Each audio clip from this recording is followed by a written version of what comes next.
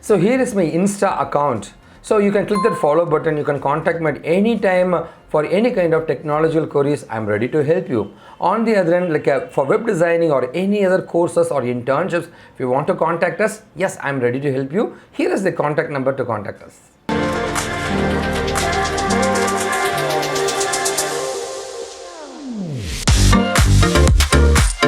A website is nothing but collection of web pages.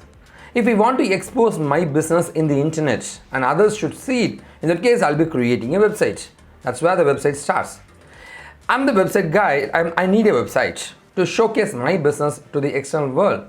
In that case, I'll have I'll go with this designing the website with all the relevant content about the business. The web pages are ready. The consolidated lots of web pages will create a website. And I need a name for the website. So kashivinfotech.com. So I hosted that, I registered that name in World Wide Web. Okay, and this is called as URL, Uniform Resource Locator. Once the website is registered, I created the website, I'll put it in a web server. And the web server, the process of taking this web pages, putting in the web server is called as web hosting. And pointing this website to the web server. So that if someone type this particular website, automatically it will redirect it to that file and it will shown to you. This is how your website works. And you can register this website name for 1 or 2 years, maybe more years also. So with the World Wide Web, so that that particular name won't be given to any other people. That's how your website works. And hosting the website is called as web hosting. And the companies who are helping you for hosting this kind of websites is called as web hosting company. For example, GoDaddy company.